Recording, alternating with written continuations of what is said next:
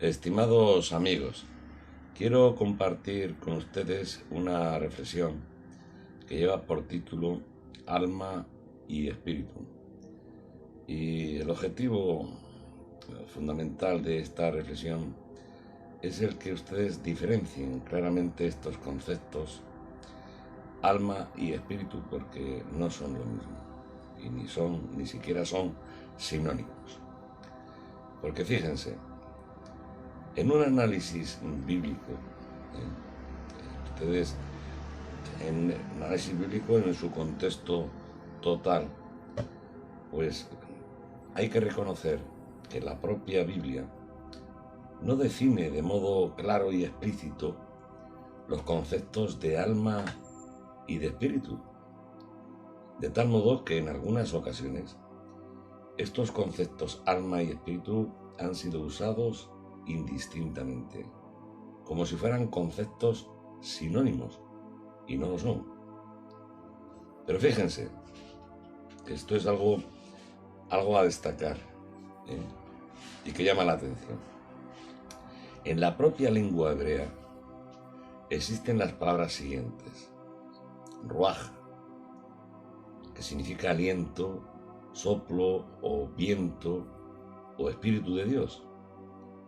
Luego existe otra palabra que es nesamá, y esta palabra significa espíritu, el espíritu del hombre, y otra que es nefesh, que significa alma o ser viviente. Pues bien, los hebreos, fíjense, y teniendo estas palabras diferenciadoras, pues no las utilizaron, y en algunas ocasiones de modo correcto, de tal modo que donde debían de haber usado la palabra nesamá, espíritu del hombre, utilizaron nefesh, el alma o ser viviente, y las utilizaron como si fueran sinónimas. Y es por esto que digo que no las utilizaron correctamente, aunque bien es verdad que no es que lo hicieran con mucha frecuencia, no son muchos versículos en los que cometen este error, pero los hay. Y le voy a poner un ejemplo. En Génesis 35, 18 dice así: y aconteció que al salírsele el alma, y permítanme que lo parafrasee, aquí no utilizaron la palabra correcta, que hubiera sido nesamá, no el alma, sino el espíritu del hombre. Pues murió, llamó su nombre Benoni, mas su padre lo llamó Benjamín. En Primera de Reyes 17, 21, 22 dice: y se tendió sobre el niño 3 veces, y clamó a Jehová y dijo: Jehová Dios mío, te ruego que hagas volver el alma. Aquí, e igualmente deberían de haber puesto nesamá, hagas volver el espíritu de este niño a él. Es lo que tendrían que haber escrito, pero utilizaron la palabra nefesh en vez de nesamá. Y Jehová oyó la voz de Elías, y el alma, aquí cometieron el mismo error, tenían que haber puesto nesamá en vez de nefesh. El alma del niño volvió a él y revivió. Y ya por último, en Job 27:3 dice que todo el tiempo que mi alma, no me voy a repetir, que mi espíritu esté en mí y haya hálito de Dios en mis narices. Realmente, estimados amigos, son pocos los versículos en los que cometen este error, confundiendo y tratando el alma como si fuera una palabra sinónima al espíritu. Pero estos pequeños errores, que no son muy frecuentes, son los que han dado pie para que algunos o muchos los utilicen, estableciendo la doctrina de la inmortalidad del alma, la doctrina de la inmortalidad del alma, cuando en realidad, y en estos versículos, no se está refiriendo al alma, sino que se está refiriendo al espíritu. Si a esto le añadimos que el cristianismo primitivo se tornó en un cristianismo grecorromano, y esto a partir de mediados del siglo II y siguientes, y se convirtió en un cristianismo grecorromano porque asumió e incorporó a la teología pues la filosofía griega neoplatónica de Sócrates, Platón, Aristóteles, etcétera, y pagana de la preexistencia del alma o espíritu, porque es que estos griegos tampoco lo tenían claro, eran conceptos que los usaban indistintamente. Y claro, al ocurrir esto es de lo más lógico y natural que en el día de hoy, la inmensa mayoría de la cristiandad grecorromana pues crea en la doctrina de la inmortalidad del alma. La inmensa mayoría creen en esa doctrina de la inmortalidad del alma y creen en esto por considerar que las palabras alma y espíritu son palabras sinónimas, cuando repito y en verdad no lo son.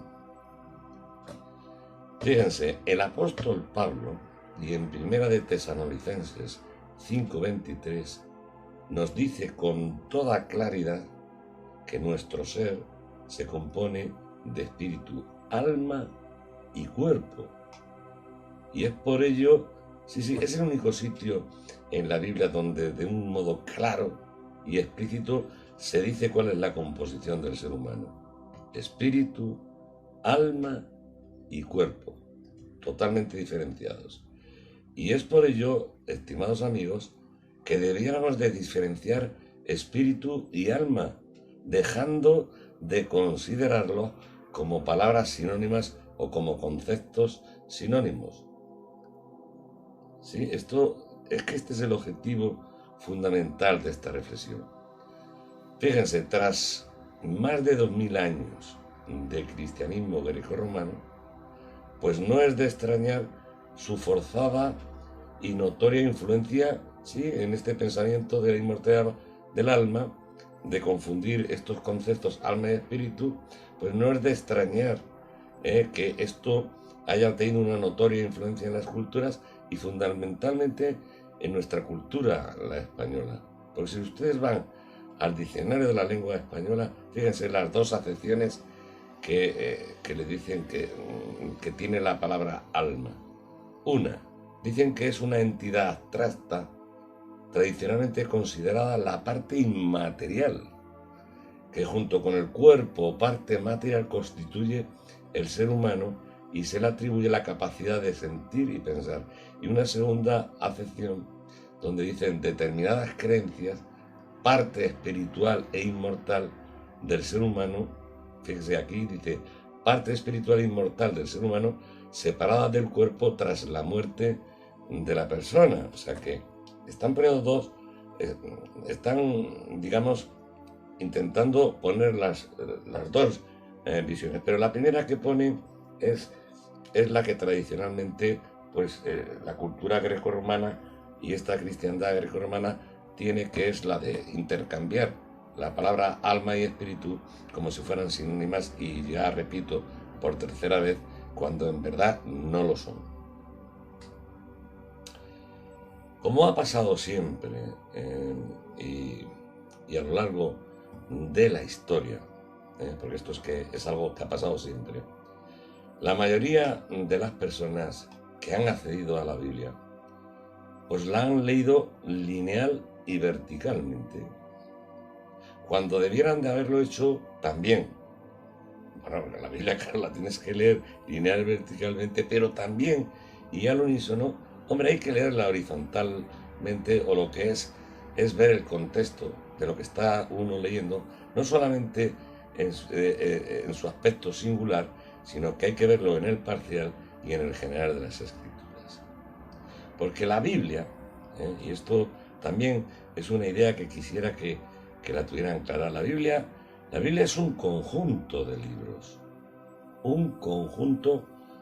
libros, donde existen textos pues que contienen y dan testimonio de las palabras de Dios.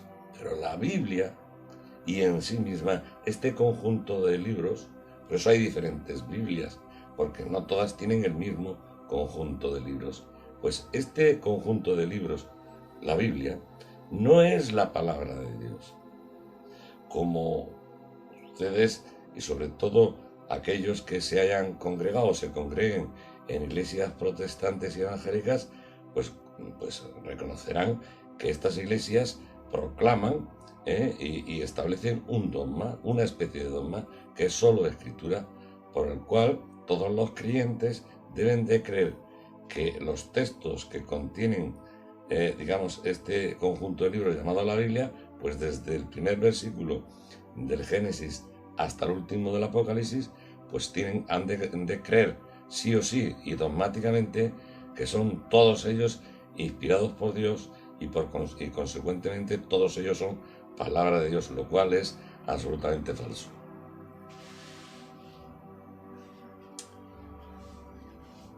Y la Biblia, digo, repito, es un conjunto de libros que tiene o donde existen textos que contienen y dan testimonio de las palabras de Dios, pero la Biblia y en sí misma, repito, no es la palabra de Dios. Y tal es así, que muchos, pero muchos, y apoyándose en la Biblia, pues han establecido y establecen unas doctrinas, y por el contrario, otros establecen o establecieron pues doctrinas contrarias. Y les voy a poner, pues, no sé, 4 ejemplos, ¿no? Y ustedes lo habrán leído o lo habrán oído, que existieron en la cristiandad, existen los 5 puntos calvinistas y los 5 contrapuntos arminianos. Ambos se basan en la Biblia, pero unos tienen un punto de vista y el otro tienen el contrario, contrapuntos. Luego 2, en la cristiandad grecorromana hay quienes creen en la inmortalidad del alma y hay otros que no creen en la inmortalidad del alma. Luego 3, hay quienes creen en el sueño del alma y hay otros que creen en la presencia inmediata del creyente en el paraíso cuando muere, cuando deja de existir aquí en la tierra. Y 4, hay quienes creen en la resurrección, en existencia corporal, es decir, en cuerpo animal, en carne y hueso, y hay otras doctrinas que es creer en la resurrección en existencia espiritual, es decir, en un cuerpo espiritual. Y todos estos, digamos, establecen doctrinas, digamos, apoyándose en textos de este conjunto de libros llamado la Biblia. Y les diré lo siguiente, y esto es algo, una reflexión personal. Cuando pienso de verdad y analizo la historia del cristianismo, pero desde las épocas apostólicas a nuestros días, pues francamente siento una profunda tristeza. Y siento una profunda tristeza pues al contemplar que realmente la historia del cristianismo ha sido una historia de división y de desunión. Y me pregunto, ¿quién es el culpable de este estado de división y desunión? Y estimados amigos, como respuesta inmediata, pues me viene a la memoria el apóstol Pablo. Y cuando dijo que ya estaba en acción el misterio de la iniquidad, el misterio de la injusticia o de la gran maldad en el modo de obrar. Satanás, y en su imperio de maldad, es quien se ha preocupado de que con injusticia se detenga la verdad, y para ello ha utilizado a sus ministros, disfrazados como ministros de justicia, fomentando y propagando todo tipo de doctrinas que propician la división, la desunión y el fraccionamiento del cuerpo de Cristo, la Iglesia de Dios. Pero amigos, y volviendo al tema de esta reflexión, les expondré cómo y conceptualmente, personalmente y evidentemente apoyándome en una visión no solamente singular, sino total en un contexto singular, parcial y general de las Escrituras, cómo discierno las palabras alma y espíritu. Y les diré algo que seguramente ustedes saben. He leído que en el cuerpo humano hay más de 50 billones, con B, billones de células. Y las células, como ustedes saben, son las unidades más pequeñas de entre los elementos que forman a los seres vivos. Además, fíjense, estas células realizan por sí mismas funciones tales como la nutrición y la reproducción y son portadoras de información genética. En conclusión, estas células, que son algo muy chiquitito, microscópico, constituyen en sí mismas un organismo completo. Es decir, que además de su composición material, digamos, de elementos orgánicos, además de esta composición, las células tienen una energía vital, junto con un paquete de información que las faculta para desempeñar las funciones por las que han sido creadas. Es algo extraordinario. O sea, los científicos de hoy en día, con todos los adelantos que hay, pueden coger una célula, la que fuere, y determinar, pero vamos, matemáticamente, cuál es su composición y, digamos, si los porcentajes, pesos, etc. Y ellos, hoy en día hay ciencia para realmente, digamos, reproducir esa célula, crearla, unir, poner todos esos componentes y fusionarlos. Pero fíjense, ellos no consiguen nunca que esta célula que ellos puedan hacer en el laboratorio tenga una energía vital junto con un paquete de información que les sirve para desempeñar su función. Ojo, pero además en estudios algo extraordinario, porque no solamente es su función de cómo reproducirse, cómo nutrir, alimentar, sino que cómo ayudan a otras, acuden en auxilio a otras células, etc. Bueno, pues este paquete, esta energía vital y paquete de información, el hombre no lo puede dar, por mucha ciencia que tenga, porque esta energía vital, este aliento, este soplo, solamente lo puede dar Dios. Por eso la ciencia últimamente pues va a lo que son las células madres, es decir, utilizar células madres que las ha puesto Dios para de esa manera manipular y poder generar y crear una serie de células. Pero en fin, no me quiero extender en este sentido, porque tampoco yo soy una persona muy documentada, digamos, desde el punto científico. Así que, estimados amigos, y tomando como referencia o como ejemplo lo que acabo de exponerles, les diré que para mí el alma es algo similar. Es decir, el alma, ¿qué son? Pues una serie de elementos orgánicos que constituyen un cuerpo. El cuerpo animal, el cuerpo físico mío, lo material, con una energía vital, porque todos los seres humanos,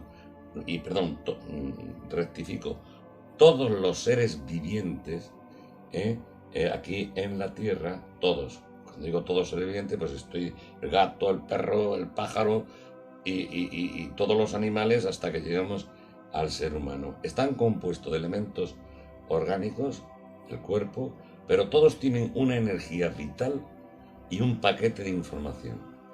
Todos, miren, en el reino animal, sentidos, instintos, emociones, temperamento, cerebro, con mayor o menor capacidad, memoria, con mayor o menor memoria, y una energía vital inteligente que sirve para que estos seres vivientes, estos animales, desde un animal hasta llegar al hombre, pues puedan relacionarse entre ellos mismos y dentro de lo que es su entorno y desempeñar las funciones, como ser viviente animal, de reproducción, etcétera y tal, por los que han sido, creados. En consecuencia, y limitándonos a este aspecto, cuando este ser viviente o animal deja de respirar y muere, entra en un proceso de descomposición hasta volver al polvo de la tierra, devolviendo los elementos orgánicos de que está constituido. El polvo, o sea, vuelve al polvo. Vuelve, pues, si fue, digamos, materialmente de elementos orgánicos, al final se descompone y esos elementos orgánicos, digamos, vuelven a la tierra. Y cuando hablamos de seres vivientes, estamos hablando del alma, que no del espíritu, sino del alma. Y ahí estoy metiendo a todos, digamos, los animales hasta llegar al animal más especial, y perdóneme esa expresión, que es el ser humano. Dicho esto, lo que acabo de exponerles, hombre, pues ustedes entenderán que personalmente, y entendiendo, digamos, y discriminando muy bien lo que es el alma y el espíritu, pues entendiendo el alma, como acabo de decirles, pues, oiga, pues no existe la inmortalidad del alma, no existe, porque tal como les he expuesto con anterioridad. Evidentemente tampoco existe esa doctrina del sueño del alma, que no creo en ella, que tienen los testigos de Jehová, adventistas del séptimo día y no sé si alguna denominación más. Y tampoco creo en una futura resurrección en existencia corporal, es decir, en carne y hueso. Eso ya está en el polvo y ahí se queda para siempre, mientras exista este planeta, la Tierra. Pero hay gente que cree en una futura resurrección, en una existencia corporal en cuerpo animal, es decir, en carne y hueso. Y yo no creo. O sea que, repito, no creo en la inmortalidad del alma, entendiendo el alma como los he expuesto. No creo en esa doctrina del sueño del alma y tampoco creo en una futura resurrección en existencia corporal, en cuerpo animal, es decir, en carne y hueso. En Génesis 2:7 dice: entonces Jehová Dios formó al hombre del polvo de la tierra y sopló en su nariz aliento de vida, y fue el hombre un ser viviente, un alma. Cuando Dios sopló en la nariz de Adán, no solo recibió el aliento de vida, la energía vital e información, ese paquete de información de un ser viviente o alma, no, sino que además de esto, Dios le insufló, le sopló de su sustancia y esencia poder y sabiduría, o lo que yo también le llamo espíritu y palabra, que para mí es lo mismo, y creando al hombre a su imagen, y por consiguiente siendo el hombre, este ser viviente, este alma, un ser absolutamente especial y absolutamente diferente a todos los seres vivientes o almas terrenales, al darle al hombre una condición espiritual, al darle espíritu. Y este espíritu que Dios le insufló y sopló al hombre, este espíritu está compuesto de una mente, pero ojo, de una mente con una capacidad racional extraordinaria, con una capacidad creativa. Bueno, pues fíjense lo que el hombre ha llegado a hacer a lo largo de la historia. Y esta mente está dotada de una sabiduría e inteligencia, pero que está, bueno, fíjese, años luz con el resto de seres vivientes o almas terrenales aquí en la Tierra. Y también este espíritu, además de mente, tiene un corazón de orden espiritual, como es natural, y es donde ubican los pensamientos. El ser humano puede ubicar los pensamientos, los sentimientos, los afectos, las voluntades, el carácter, etc. Porque fíjense, estimados amigos, el alma o ser viviente, pues como dije antes, tiene sentidos, instintos, emociones, temperamento, cerebro, memoria y una capacidad, una inteligencia vital, digamos, en el cuerpo animal. Pero esto no es capaz de generar, digamos, pensamientos, sentimientos, afectos y voluntades. Es el espíritu del hombre el que... Porque lo primero es la parte animal y luego viene la parte espiritual. Entonces el ser humano, pues por los sentidos de la vista, en los instintos y tal, tiene una serie de reacciones que normalmente siempre son las mismas. Por eso los animales no evolucionan prácticamente nada. Pues el perro de hace 50 años pues es prácticamente exactamente igual que el perro pastor alemán del día de hoy. Puede aprender alguna cosa y tal más, pero poco. Se va a distinguir muy poco de sus antecesores. Bueno, pues sin embargo en el ser humano no.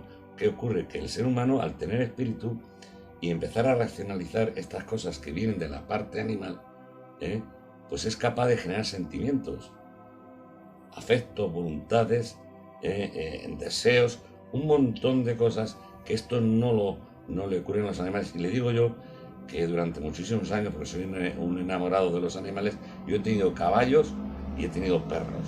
Y he convivido con ellos muchísimos años y conozco cuál es el comportamiento de ellos.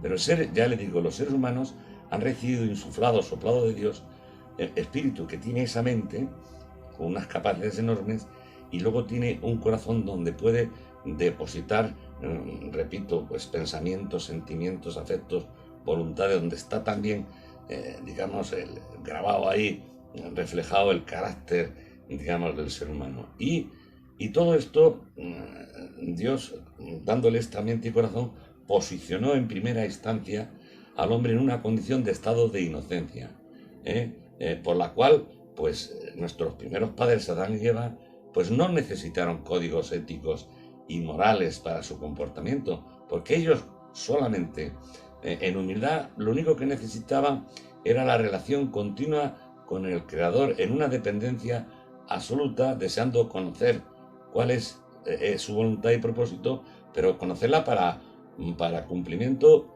y que de este modo y en el desarrollo de su función, pues ellos pudieran glorificar a Dios en su Creador.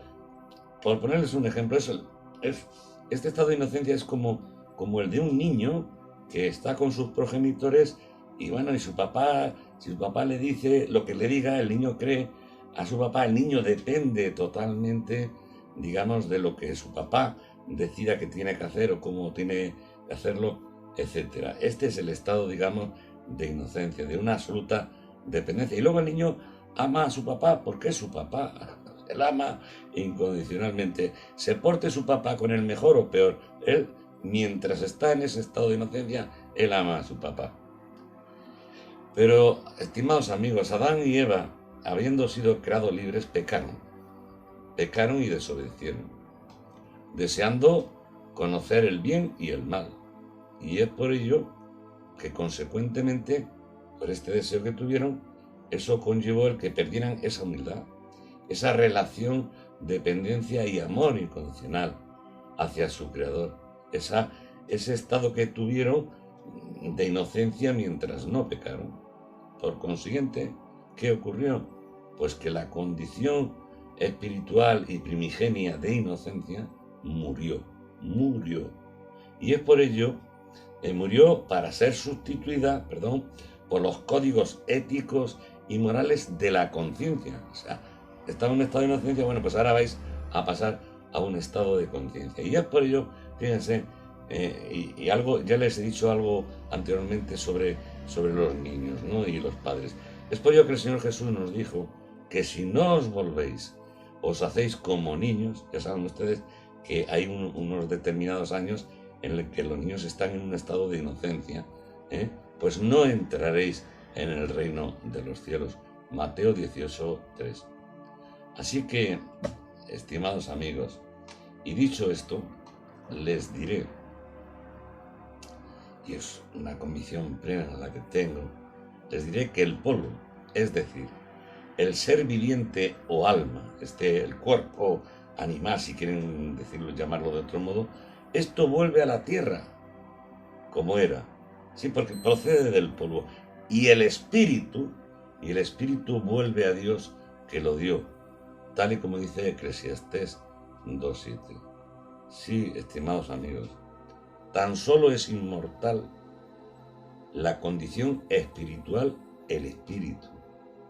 Esto es lo que tan solo es inmortal, no va a morir, no puede morir, es imposible porque es de Dios. El espíritu vuelve a Dios que lo dio, es algo que Dios nos ha dado. Esto es inmortal. El alma o ser viviente no es inmortal. no lo es. Pero la condición espiritual o espíritu del hombre sí que es inmortal, tanto si es para una futura vida eterna junto a su Creador, como si es para una separación total y eterna de Él. Dios les bendiga grandemente.